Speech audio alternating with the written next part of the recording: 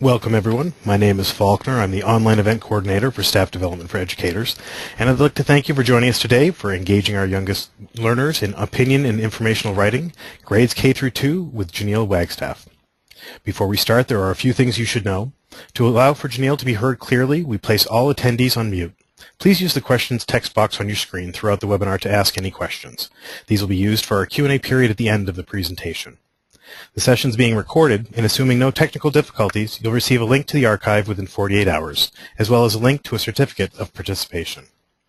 And finally, at the end of today's presentation, you will receive a short survey, and by completing that, you do assist us in providing future complimentary webinars.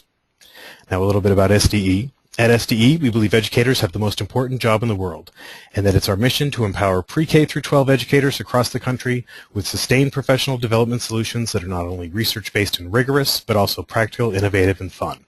Our goal is to help educators create environments that prepare students for the evolving demands of the 21st century. Together, we can create extraordinary classrooms.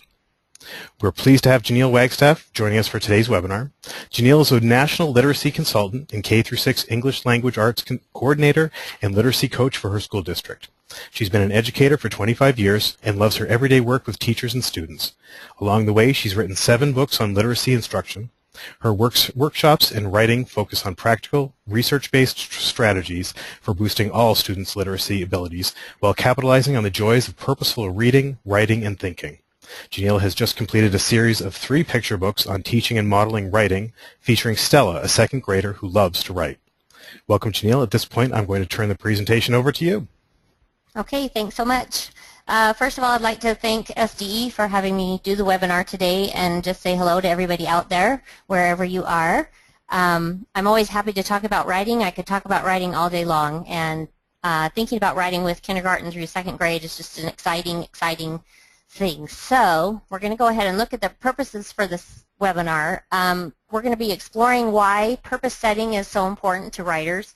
You're going to see that throughout the slides that I show. I'm going to come back to that over and over again. When kids feel that they have a real purpose for writing, of course they are more motivated and engaged in the writing. And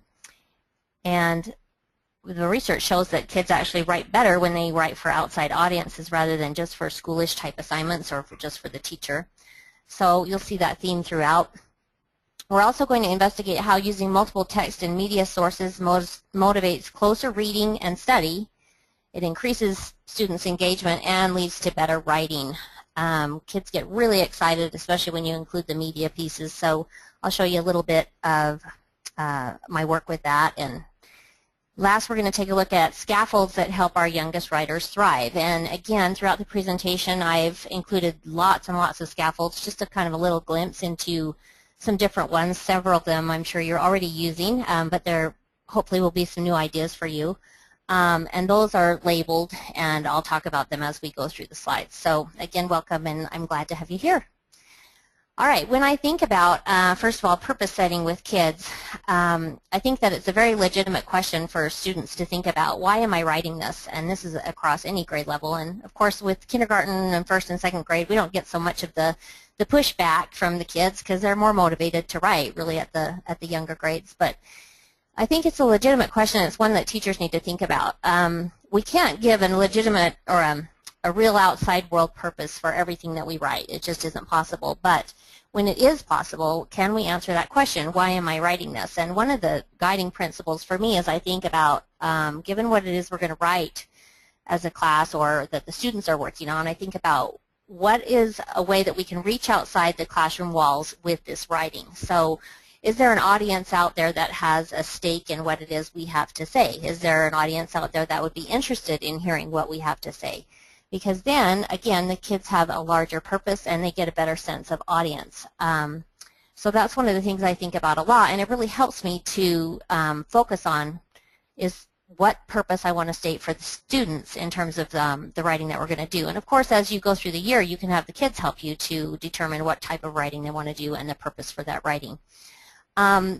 As Faulkner mentioned, I wrote some books this summer. Stella Writes an Opinion is one of those in the series, and that's how I set this up in a very, very purposeful way. Each of the books in the series, the students write, and they have a real purpose for writing. And when it comes to opinion, I think part of it is the way that we set it up. And the way I set it up with children is I say, you know, opinions are really important. They're about what you think. It's your judgment, your belief. It's not your neighbor's thinking, your friends' thinking, your mom's, your dad's, or your teachers. It's what you think.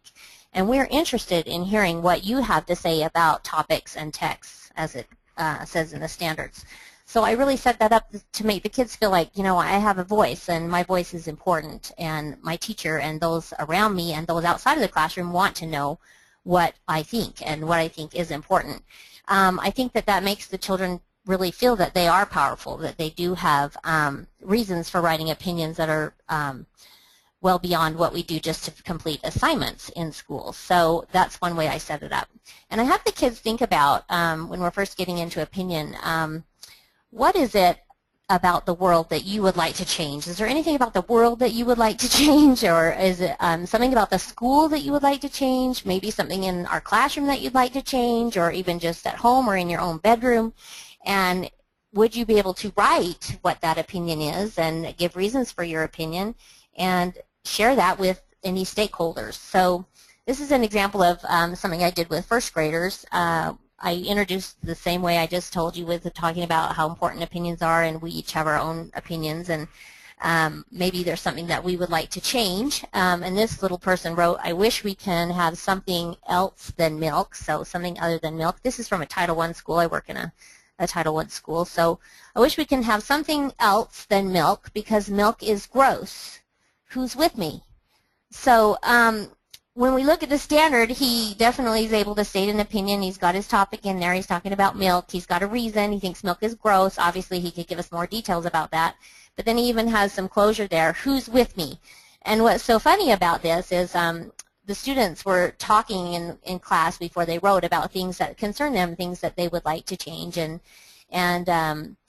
many of them came up with things that were within the school that they'd like to change. And some came up with things at home. But another student wrote this, again, this is first grade. My opinion is that we should have more homework because then we learn. And then you see here at the bottom, she added, who's with me?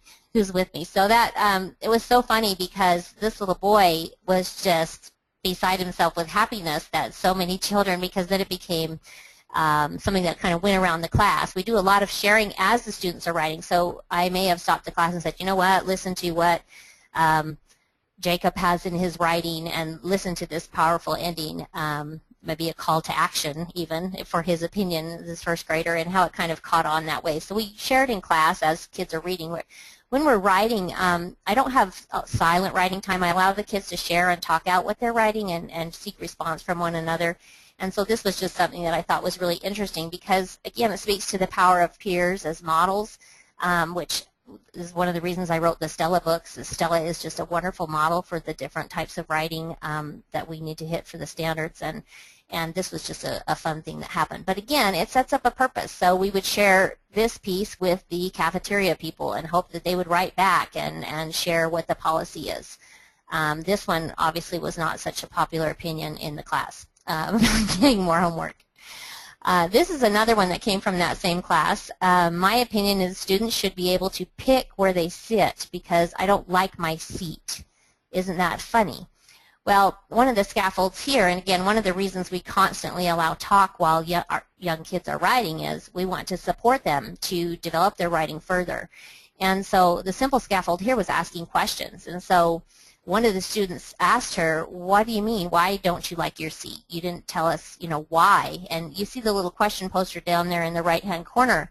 I teach my students whenever they have, if somebody's sharing some writing and you have a question that pops into your head, go ahead and just ask it because that can help the writer to clarify something or add detail to their writing. It's such a simple strategy, and we spend a lot of time on it. I put model writing up on the board of, you know, volunteers writing from the class, and we look at it under the document camera, and then I invite the kids to just ask it, whatever questions that come to mind, and then the writer decides if they want to make a change. Well, that's exactly what happened here. And so for adding details, scaffolding, a great scaffold is having the kids ask questions and teaching them to do that ongoingly when they're responding and listening to one another write. And they do that with me as I do model writing as well. Okay, so in terms of the Stella books, this is from Stella Writes an Opinion, which you saw the cover of earlier. One of the scaffolds, of course, is that we teach exactly what is in the standard so that kids feel that they know what the elements are that they have to include in an opinion. And if you follow Stella and her teacher, Miss Merkley, throughout the book, you learn what the aspects are that you have to have an effective opinion. So from that, you could obviously create an anchor chart, which are very popular scaffolds for students. Of course, they have to understand the chart well and understand what you mean, and that's why having a model like this, like Stella, explaining and showing each of the aspects is very helpful. Another scaffold that I use using an anchor chart or a checklist is to have the kids go back into their drafts and highlight or underline those particular elements of the genre in their writing. So did you state your topic? Show that. Did you name the book, for example? Show that. Did you give at least 2 reasons? And again, first grade, it might be 1 reason why you feel the way you do. Underline that or circle that. So those are great scaffolds as well. And here you see Stella making a list of things she likes and doesn't like so much, and then she picks a topic that she's going to write about. She writes about her topic, what her opinion is, and some reasons, and then of course later in the book we get to where she works on her conclusion. But again, back to the idea of purpose. At the end of the book, Stella turns in her opinion, and what she's written about is that the fact that she thinks it's unfair that now that they're second graders, they don't get to bring a snack to school anymore. So that's what she writes her opinion about, and she has 2 very good reasons and details those reasons and then has a conclusion.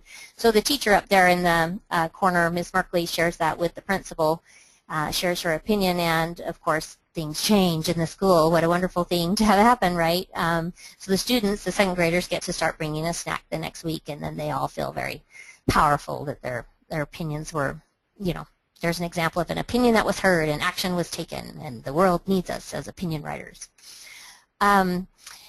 So those are opinions about topics, and that's one way that I like to have students form opinions around topics. Of course, things that we read give us ideas and topics to write about, but another part of the opinion standard, of course, is the idea of writing opinions about text. And this is one of my favorite texts. I don't tell the children that, obviously, when I bring it in, because I don't want to affect their opinion. But it's called Prudence Wants a Pet by Kathleen Daly, and it's also a wonderful mentor text for opinion because basically Prudence wants a pet, and her parents say, no, you can't have a pet. And her parents give her reasons why, you know, a pet is not a good idea. So Prudence is very persistent. That's one of the reasons I love this book, and very imaginative, and she comes up with other ways to have a pet. She actually uses different things. So, for example, she starts by using a branch as a pet, and she uses a twig for a pet, etc. Well, so the way I set this up is I said, all right, guys, this is a newer book, a newer publication. Our library does not have a copy. So what I'd like you to do is, as we read the book, be thinking about your opinion about the whole text. Do you like it? Yes, no, you know, why not? And then we're going to write some letters to Ms. Gilberry and tell her our opinions about the book, and perhaps we can persuade her, if we like the book, or if a large number of us like the book, to buy a copy of the book for our school library. So again, there's a real purpose for writing an opinion about this text.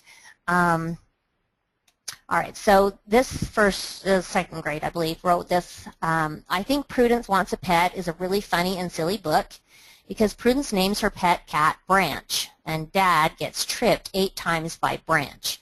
All right, now I'll explain this a little bit more, but if you look up the top there, okay, there's the scaffold that I mentioned earlier, the idea of having kids go back in, because one of the issues in this particular classroom was that the students were just saying, I like the book. Well, you need to name the book so that your outside audience will know what book you're talking about. Or I like the movie. Well, you need to name the movie. Or I like the play. You need to name it. So that's part of the standard, and having them go back in and find that in their work is important. And again, they can work from a checklist and find those things and underline them. And then she had circled funny because she felt that that was her feeling or her opinion about the book.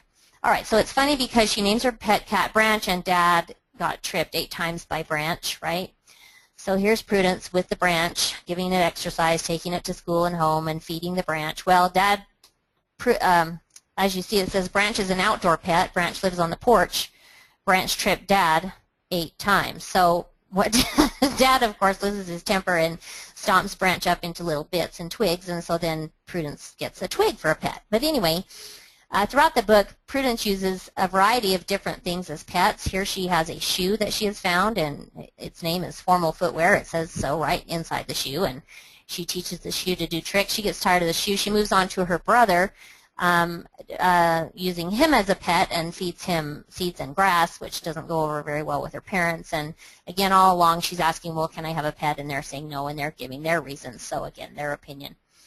All right, so this student continued. She said, and at the middle, this is Prudence, at the middle, Prudence locks herself in the closet because the water buddies don't even move 1 inch, and she wishes they have faces. So what she's talking about here is Prudence sees an ad in the newspaper for these things called sea buddies, and her parents say, okay, you can have those, and they arrive in the mail, and she puts them in the water and waits a couple days, and they just basically look like pulp in the bottom of a fishbowl. And so Prudence is quite dismayed over this and locks herself in the closet for the rest of the day. As you see the sign here, keep out, and I think she has a legitimate reason for doing that. So anyway, that's what the student is writing about there. She was, and I love the quote, she wishes that they had faces, and it says that directly in the text. So as she finishes up, as you see down there at the bottom, it says, Miss Gillivari, please get this book for the library. I like this book so much, and I love that she included the heart, and then she has her 2 thumbs up basically for this book. She gives it a 2 thumb up rating. So again, several of the kids really enjoyed the book, so they sent their opinions on to the librarian to see if she would be willing to purchase a copy of the book for the library. And just in case you were worried, Prudence does get her pet at the end of the story. She gets a cat, and she does name it the cat Branch because that was her first imaginary pet. Okay, here's another example of writing opinions about texts, but for a legitimate outside kind of reason rather than just a school assignment reason.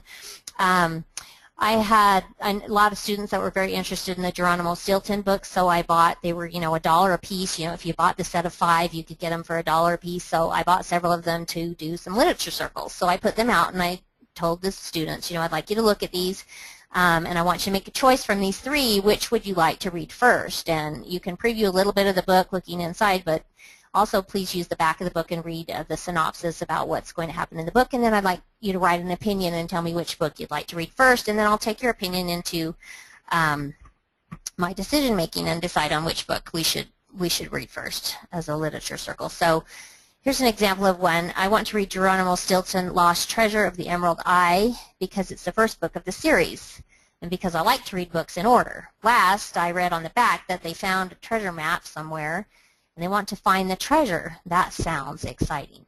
So again, it's giving kids a voice. It's giving, again, a real purpose for writing opinions, and I think that you'll have kids writing opinions out the wazoo is basically what I find is they decide that they're quite empowered and they can write opinions about everything. We talk about how you have opinions all day long, so that's just another example of a purposeful reason for writing one. This is just a fun little trick too. I use a little easel that you get at the dollar store, and we'll put books up there if kids have opinions or something they really liked in the book, and they'll put a Post-it on the book. And of course this one's right next to the sink in the classroom to catch people's eyes as they're waiting to get a drink or whatever, and hopefully get more people interested in the book. In the lower right you see that I have it circled there.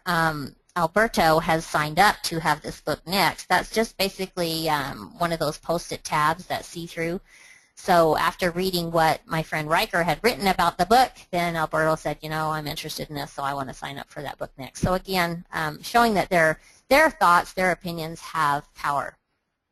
All right, so I want to move into looking at multiple text and media sources. This is something I did recently with first graders. We looked at the book, or we read the book, Is This a House for Hermit Crab?, which is a narrative book. But what I asked the kids to do is I gave them Post-it notes, and I said, if we come across something in the book that you think could possibly be a real fact about hermit crabs, I'd like you to write that down.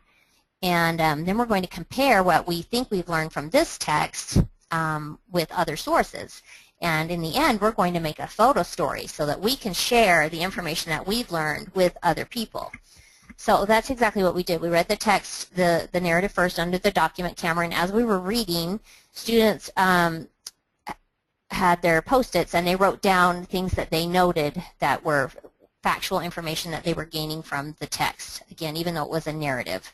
I like to mix up genres like that and show them how they can learn And there's a lot of great narrative books that, you know, infuse both factual information in. Just Della Luna comes to mind as an example. All right, so after we read the book, then we went on to an informational article. And we read the information in the article and also did the same thing. We took notes about what we were learning. But then when we were done reading the article, we had read two sources then, the book and the article. So then I asked the kids to now compare your sources, compare your information. What are you finding out? What is the same, so we can feel pretty confident that we're becoming experts about hermit crabs, that we're finding this information in more than one source. So what is the same, and then what is different? So then they sorted their Post-it notes and came up and we added them to the chart and we talked about them. And then we added an additional source, and kids go nuts over the video of the real hermit crabs or the real thing. It's true of photographs as well. So I use Google Images a ton, I use YouTube a ton, and people will say, well, how can you use YouTube? Well, I don't have time to preview the video. You know what? If you watch the video and see that it has good video that you want to show the kids, you can always just turn the sound off, just mute it, and talk through what it is that they're seeing. So we found a YouTube video. We actually watched 3 different ones. They were short. This one depicts a hermit crab changing shells so that they could actually see what the body looked like as it came out and as it moved into a bigger shell. And the kids were just fascinated with us. That again, they just love to see real stuff. So that was our third source. And again, we watched 3 different videos. We watched one with him changing shells, one with the hermit crab eating, and one with the hermit crab moving across a beach. And again, the students made notes on their videos, and then whatever factual information was the same, meaning we found it in both the book and the article and the video, those Post-its went up here. And then if it was different, they were posted down here. And this is just a close-up look at some of the Post-its that were written, or the notes that were written about the book that were different. So again, it's the whole idea of becoming experts, that we want to make sure if we're going to share information, we want that information to be accurate, but we also want to share information in interesting and exciting ways, and that, of course, plays into what we actually write.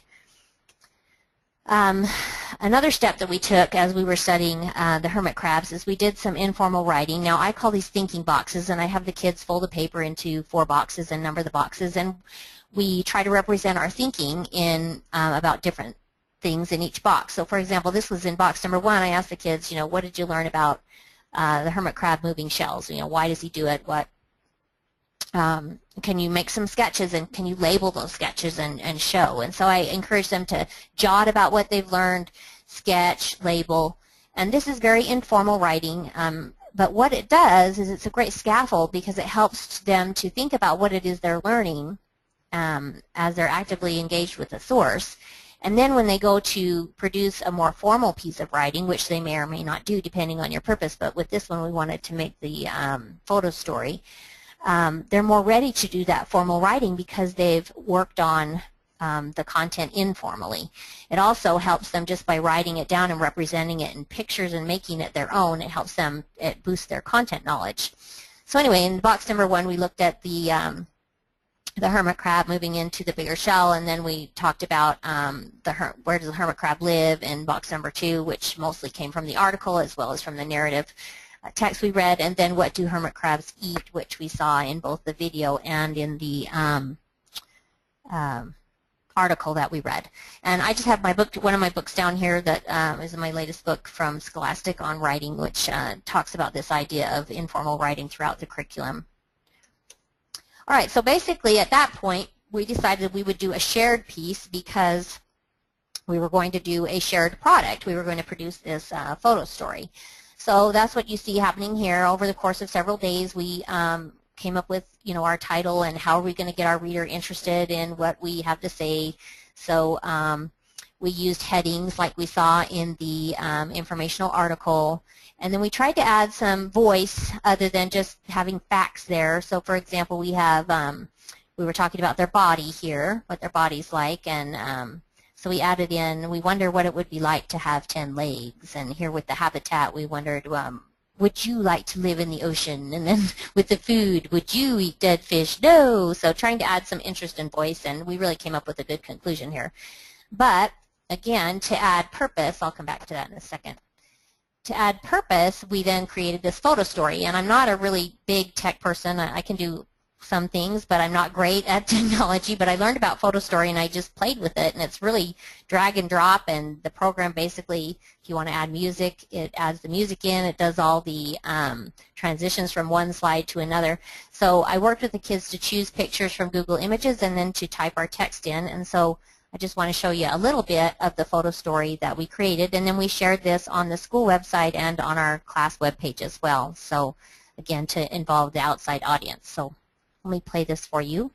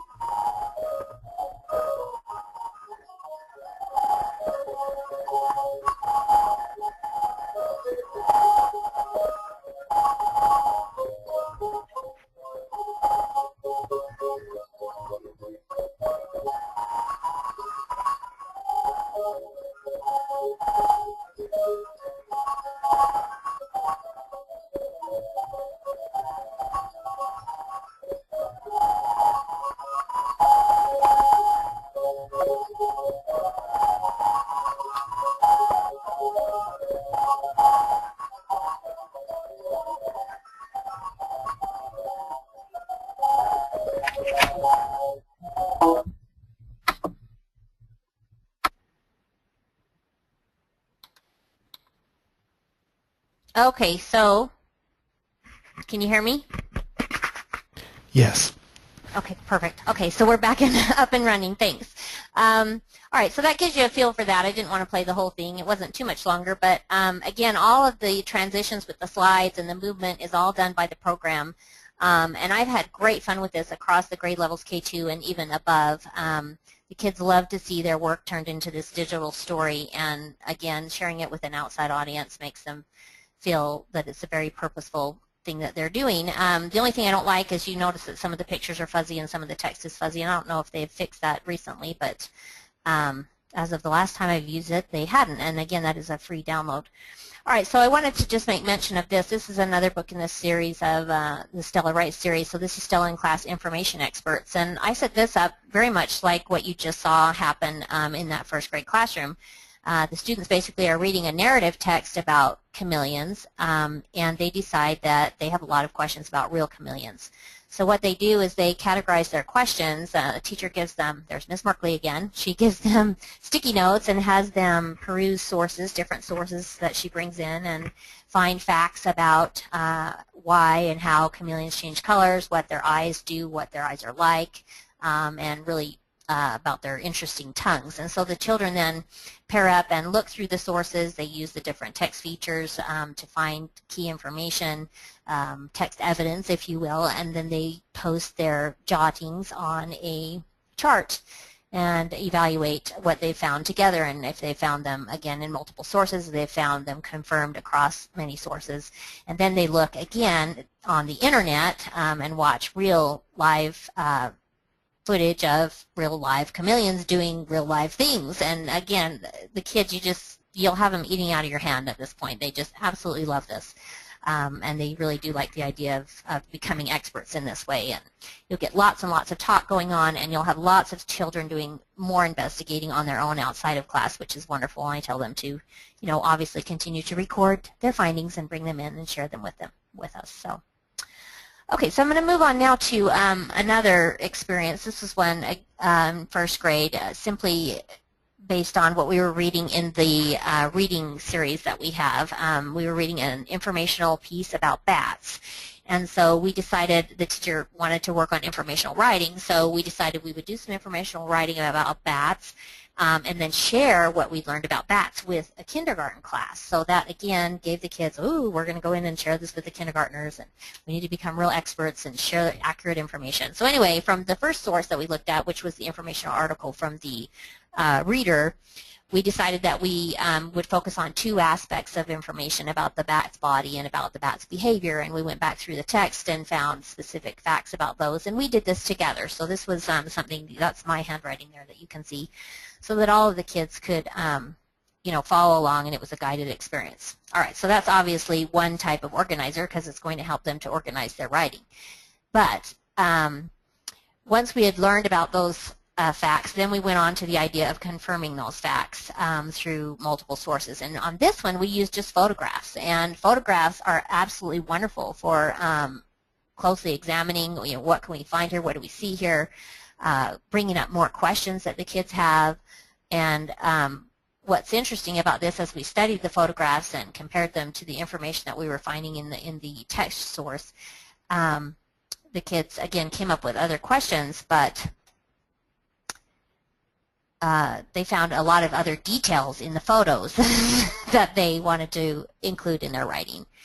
And then what we did was we took these photos that we had investigated and just turned them into a slideshow. So when we went into the kindergarten class to share our writing, and I just had the kids take their writing and buddy up with someone and share it. But before I let them share, we showed the slideshow first, and we had some music to it, and the kids just, again, they just loved it. But, you know, the oohs and ahs that you get are just priceless, and so many just amazing photos just right there at your fingertips. When I was teaching 25 years ago, this was not the case. I was at the library all the time, but now, you know, this stuff is right at our fingertips. So, all right, so then the idea is, so we have our graphic organizer, we've gained some factual information, we've confirmed some of the facts that we've learned by looking at the photos, we have additional questions. But another thing that I have the kids do that's a great scaffold is I have them use a graphic organizer like this, whether it's one they've done themselves or whether it's one we've done in a guided fashion, and I have them talk it out using the graphic organizer. And what I mean by talking it out is I have them actually turn these notes into whole sentences. I tell the kids to practice it, talk it out, tease out your thinking, make it sound like what it is you want to write. So you're not going to go through and just say bats, body, mammal, hair, backbone. Okay, you don't talk like that. That doesn't make sense. Those are just simple notes to help us remember what we've learned. So you want to talk it out in whole sentences and try to tease out the way you want to put it down on paper. And I model this continually. And then once the kids start getting the hang of it, talking it out first, this is before they've done any writing, then I ask volunteers if they'd like to come up and showcase how they can talk out their thinking from the graphic organizer, or it doesn't even have to be a graphic organizer. It can be notes that we've taken or anything. So I have a little video here of a first grader, and it's very brief, and he's talking it out based on the graphic organizer that we did with the bats. So let me just switch gears here, and I'll show you that. I got to get, shoot, hold on a second. Sorry. I told you I wasn't very techy, so here we go.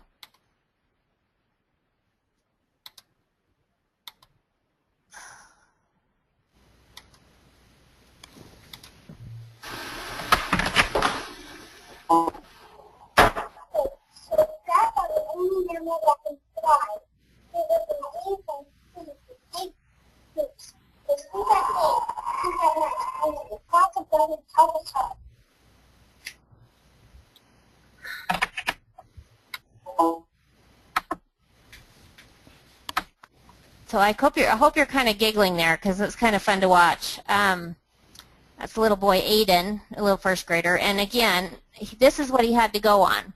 And so given these notes, he was able to talk it out in that formal way. And obviously, once you can talk something out like that, even though that doesn't become exactly what he writes, it prepares the student to write. So I use this talking out strategy a ton, and it is very, very helpful. I'm going to show you another example here in a minute. But thank you to Aiden for sharing that with us. All right, so this is an example of one student in that first grade class who wrote about bats. So he wrote, I learned about the fascinating bats. Here is some information about bats' bodies. Bats have hair and a backbone like us, so that means bats are mammals. Bats are the only mammals with wings. Bats have big ears. I also learned about bats' behavior. Bats are the only mammals that can fly. Bats live in caves or trees. Bats live in big groups. Bats sleep during the day and hunt at night. Bats are nocturnal. Bats use echolocation. Bats eat lots of bugs and other things. There are fewer bugs to eat crops. In conclusion, you can see bats are unique animals. And this is a great piece, but it's just, based on the facts, just the facts, ma'am. Of course, the next place I would go with this class is working on adding some writers' craft moves to the writing to make it more interesting and more engaging to the reader. But it certainly is factually correct. It's very well organized. And I love that he used the academic language of nocturnal and threw in the detail about eating the crop or having fewer crops being eaten because bats eat the bugs. So again, what we did was we went into the kindergarten class, showed our bat slideshow, and then we buddied up and let the students share their information about bats and then answer any questions that the kindergartners had about bats. Okay, here's another example. If you don't know this story about Kane's Arcade, this little boy, Kane, who's living in Los Angeles at the age of 9, created his own cardboard arcade, and it got quite a bit of attention. And this is something I did in 2nd grade. And we learned a little bit about Kane, and the kids got really excited about it. And I said, do you think this is something you'd like to share with other kids? And we talked about that. And they said, yeah, we would, because, Kane's really an interesting person. He started this out, and he made this huge arcade just out of cardboard.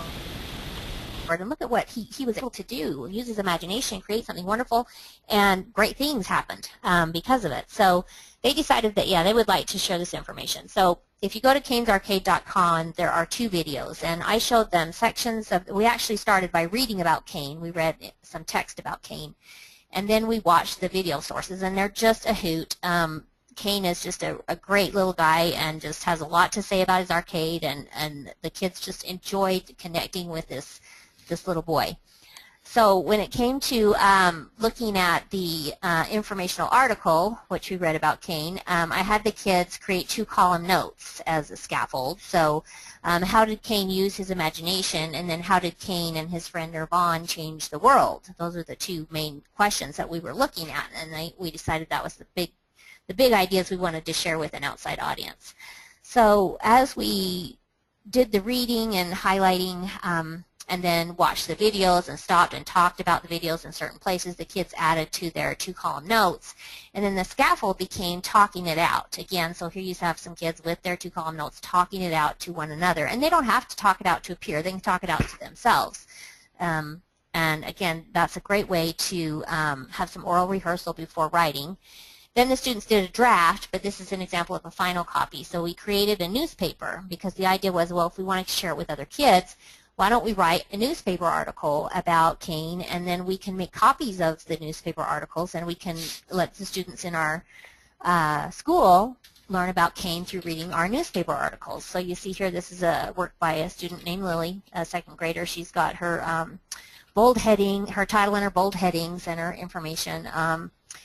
And so what I did was I put signs up around the school, get a copy of the Pledger News tomorrow. Miss Pledger is the teacher at our school in the 2nd grade class. We came up with an announcement. The kids did an announcement on the intercom to let the student body know about a little bit about Kane and kind of whet their appetites to find out more. And then the next day I just took everybody's article and I made several copies, and we put the copies out there, and every single copy was taken, and the kids were beside themselves with excitement that they could share this story about this wonderful little boy, because he actually ends up doing some philanthropic work, and they've created this cardboard challenge that they open up. It's something you find on the internet too that you can join, and students from around the world have created all kinds of interesting things with cardboard, and they've even sent videos into Kane about what they've done, and it's become this whole movement about using imagination and recycling and all of this. And a really fun point about this too is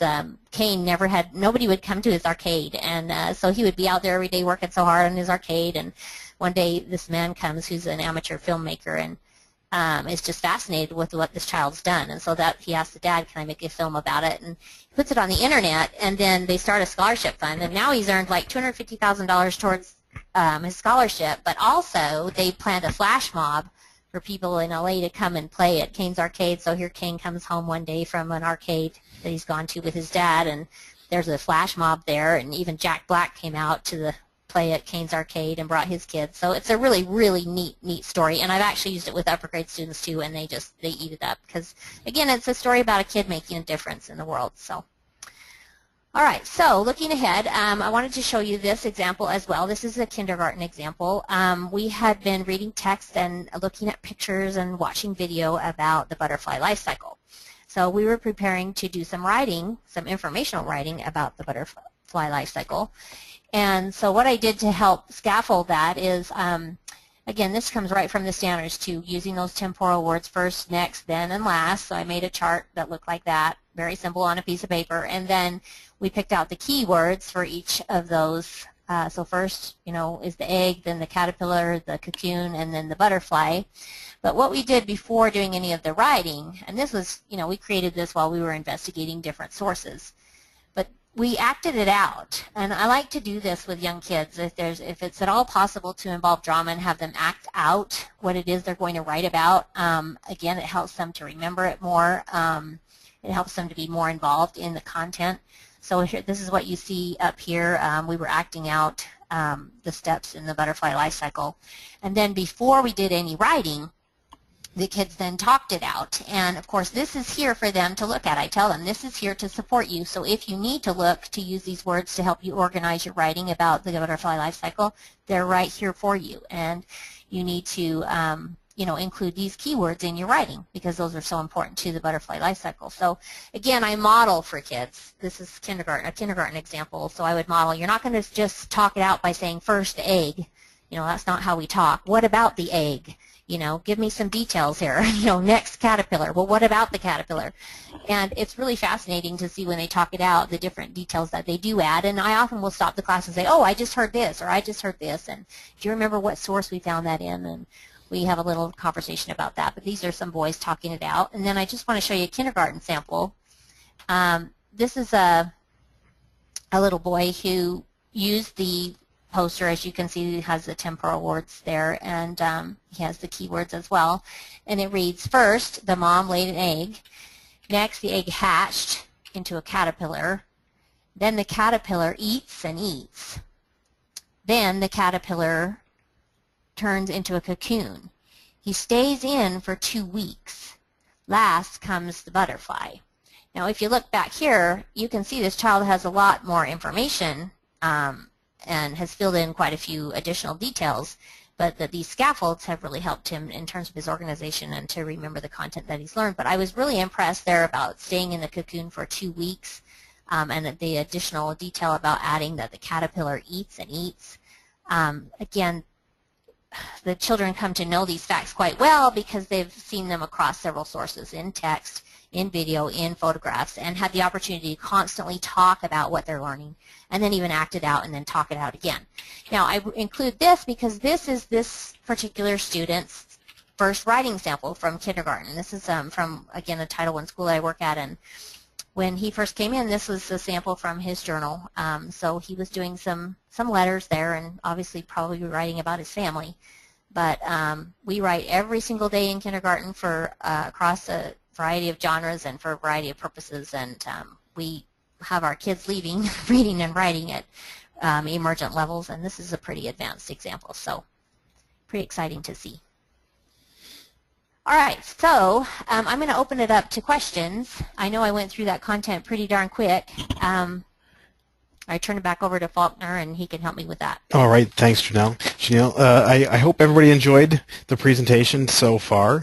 We are going to take just a minute or two for you to submit any last questions that you have via that text window on your screen. And in the meantime, I would like to mention a few things.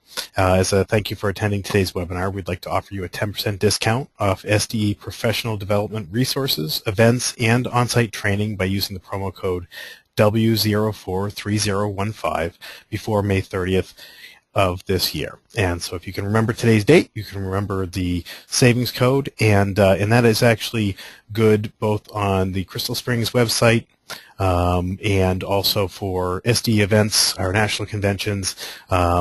seminars and conferences around the country. And in fact, you might be interested in saving 10% and joining Janiel at our national conferences that are being held in Las Vegas, July 6th through 11th. She will be on site there. And for more information and about professional development events, training, or PD resources, give us a shout at 877-388-2054. Or you can visit us at sde.com. I'm also going to take it upon myself, Janiel, to chat out to everybody here via that chat window the link to your books on the Crystal Springs site. So if people are interested in looking at that, learning some more, they can click on that link in the chat window, and that'll bring them right to the Crystal Springs website. And you know what? And I will actually also chat out the date, that web code that people can use to save 10% as well. And Great. For more information, like I said, give us a shout at that 877-388-2054 number. And please do follow us on, follow both of us, SDE and Janiel, via social media. You can find SDE on Facebook, Twitter, and Pinterest under the username SDE4Educators with the number 4. And on LinkedIn, search for Staff Development for Educators. And Janiel, where are you online? Oh, well, I'm on Facebook at Janiel's Literacy Wall. Twitter, my handle is at Janiel Wagstaff. My blog is janielwagstaff.blogspot.com. So those are some places you can find me, and I'm always happy to connect with people. So beautiful. And I wanted to mention too, Janiel, I know for sure, is at the ILA, formerly IRA conference in July, that she's going to be there, and we are as well. Are there other conferences that you're going to be at that people might catch you at, Janiel?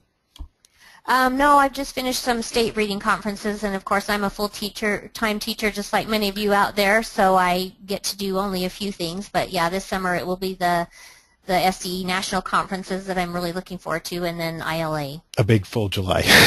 Well, and I knew that you were at some regional and state conferences, but I wasn't sure if they were past or present. So no, they are past. So gotcha. Yeah, you can relax for the rest of the school year. Yeah. All right. And just a reminder, too, that live attendees of the webinar do receive a follow-up email, if all goes well, in 48 hours. That includes a link to a printable certificate of participation and for the webinar, and also a link to the archived recording of the webinar as well. So I want to just get to these questions here. Renee was asking, do you also do Daily 5 in your school?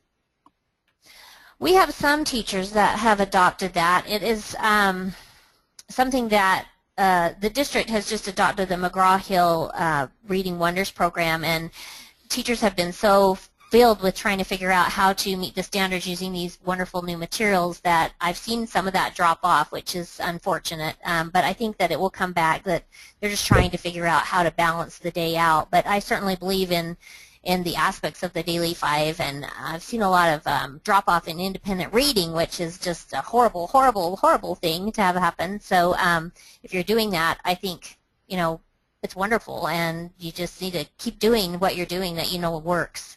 And certainly all the things that we talked about today fit right into that writing block when you get together to talk to the kids and do your mini lesson. I have always done a reading writing workshop in my class, and the lessons that I talked about, of course, would be done during the mini lesson time, and the writing during the independent writing time. All right, and I just wanted to let everybody know we do have some questions, some people asking about posting the different social media areas that they can follow you, and so I am, as we speak, I'm chatting those out in the chat window. And what we'll also do, thank you.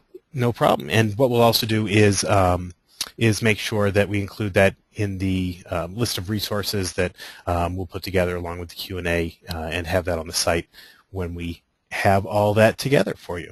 And Janiel, I'm going to ask you again, your Facebook page, I have you, but I think it might not be the correct one. It's Janiel's Literacy Wall. Okay. Nothing that creative.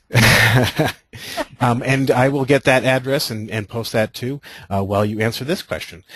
Jane was wondering, what are your length expectations for second grade students writing pieces? Well, I think as long as they cover the standard and have included, I always try to use that strategy of having the kids just ask it if they have a question that comes to mind. So when they're sharing with a peer, which is absolutely essential for motivation, engagement in writing, but also they need feedback.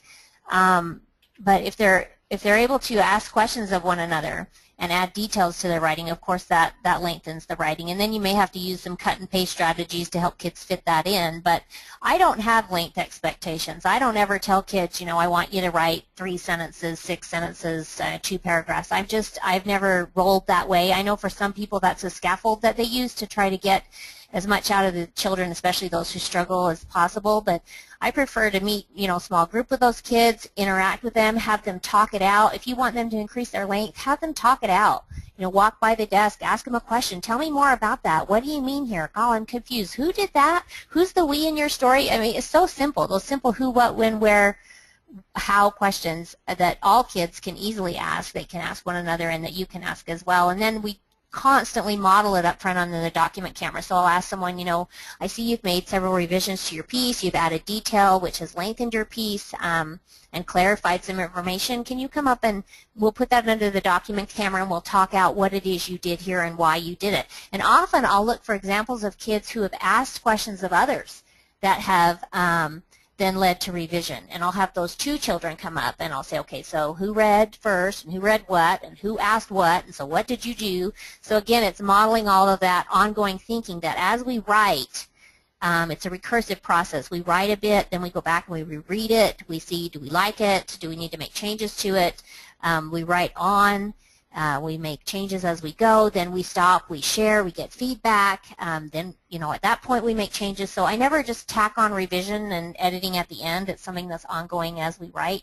So I think if you want kids to lengthen writing, I think you've got to model it. You've got to model going back in and using the recursive writing process of rereading, rethinking, reworking, and making up changes as you go. Invite the kids to ask questions about your writing, and then show them how you would add those details and why that is so important. So I hope that helps. I know that's not a definitive answer, but that's the way that I do it in my classroom. So. Okay, and I've got getting some follow-up information from somebody who had asked a question, and so I just want to I'm going to give you another question that is on here. And let me see. Okay, Jill was asking how or what of the activities you've discussed today do you feel are best for small groups or broken up groups versus the whole class? Well, I think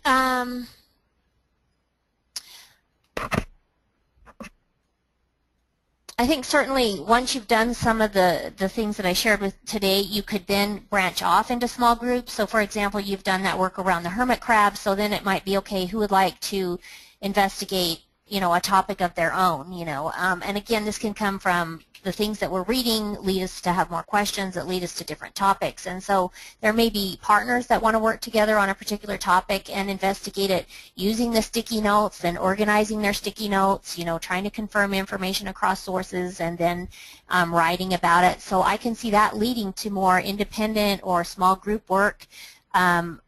Another thing that I do quite frequently when I'm working with kids in terms of a group setting, the class setting, I'll say, okay, if you're not quite ready to go back and write, I want you to stay up here on the rug with me. And then basically I have a small group of kids who need more support. So then I can work with them and continue to talk with them and maybe do some shared writing with them or interactive writing with them to help move them forward. So I think what I shared today was more whole class stuff, but certainly it could get kids talking about the things they wanted to investigate. And when it comes to opinion, I find that they will just, if we show them real reasons to write opinion and show them that their voices have power, you will have kids writing opinions constantly. So they'll give ideas to each other. And you can certainly assign topics, and I always think about this idea of balance. Real writers, it's not that I have somebody sitting over my shoulder telling me what to write all the time, but we have kids in school, so there has to be a balance. Some topics are assigned, but they also need to know how to come up with their own topics. That's part of what a real writer does. And so I can see small groups coming up with things that they'd like to investigate. I can see kids bringing in opinions that they've written outside of class because they were inspired to do so, and then you allow them to share, and that inspires more kids to write opinions about those particular topics. So I really have quite an easy flow in the classroom. I go with, obviously I have the standards that I work from. I have high expectations for my kids. I treat them like girl writers. We celebrate what they do. We share constantly. And I get so much writing out of them that, sometimes I'm pulling small groups, sometimes I'm not. Sometimes kids are doing a lot of investigating on their own or in partners, and it all works because the point is that they're producing volumes and volumes of writing. And it's just like reading. The more miles on the page, the better. The more they read, the more proficient reader they become. The same is true with writing, which also means we don't publish everything we write. The kids do a ton of informal writing that they share and might talk about or take home and share, but that doesn't lead to a formalized product. So that's important too to keep in mind. Thanks. Renee had a follow-up question to another one she had, and that was how much of your day is, how much of your classroom day is devoted to writing? Well, I've always had a specific time when I wrote the reading writing workshop period, which could be easily an hour of time. But we write across the curriculum as well, and I didn't have time to really talk about that much today, but the informal writing, the thinking boxes and quick jots and quick bursts of writing, we're constantly trying to engage with texts that we're reading or media that we're watching or whatever it is that we're learning. We try to engage through, learn through the writing. So the kids have something I call a think pad, so they're constantly jotting notes. I'll say, okay, what do you think about that? Take a minute and jot that down. I'll share it with a neighbor. And all of that adds up to miles on the page as well. So if I was to quantify that, I have no idea. There's a lot of writing going on all the time. But in terms of that specified, specific time that I've set aside, it's at least a half an hour. Easily could move into just 45 minutes just of writing. In fact, I love it when kids get mad that, it's time, oh, I'm sorry, friends, we have to close our writing workshop time and move on to sharing because, and they get angry about that. And so I say, you know what, take your notebook out to recess. Keep writing. It's great. So hopefully that helps. Yeah. Sherry is asking, how long are your writing workshop lessons?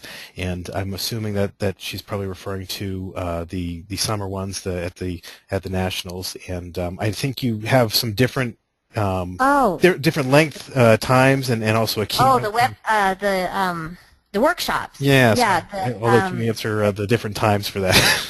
Okay, in kindergarten, for the kindergarten I teach K, it's a 3-hour block. So it's a half-day session. For the first grade, there's also a half-day session on writing. In the second, I'm doing a keynote. I'm sure there'll be writing infused in that because writing is always infused in what I do, but there's also a session particularly on spelling and helping kids with spelling strategies so that they can write more efficiently, as well as a half-day session on writing. So at least half-day sessions. Excellent. And along with that, I actually, Sherry, I just chatted out the direct link to those national conference pages, so you could look at those online, and also just a reminder with that web code that can save you 10% off the tuition to the national conferences. And actually, it looks like we should probably call it so that everybody can. I just want to say one thing. If you attended the webinar and you come out to the conference, make sure you say hello, because this was my first ever webinar. I was telling Faulkner I was very nervous, but I don't get nervous to talk with people, but for some reason sitting at my kitchen table I got really nervous. So I'd love to have you come up and say hello and hear what you thought. So thank you so much for joining us. You did very well for your first time, Janiel. It was great. And just a reminder to everybody too that in 48 hours, live attendees will get that email with a link to the archive along with a certificate of participation as well. So thank you again, Janiel, for joining us, and I hope everybody else enjoyed today's presentation, and everybody have a great rest of the day. Thanks, everybody. Bye-bye.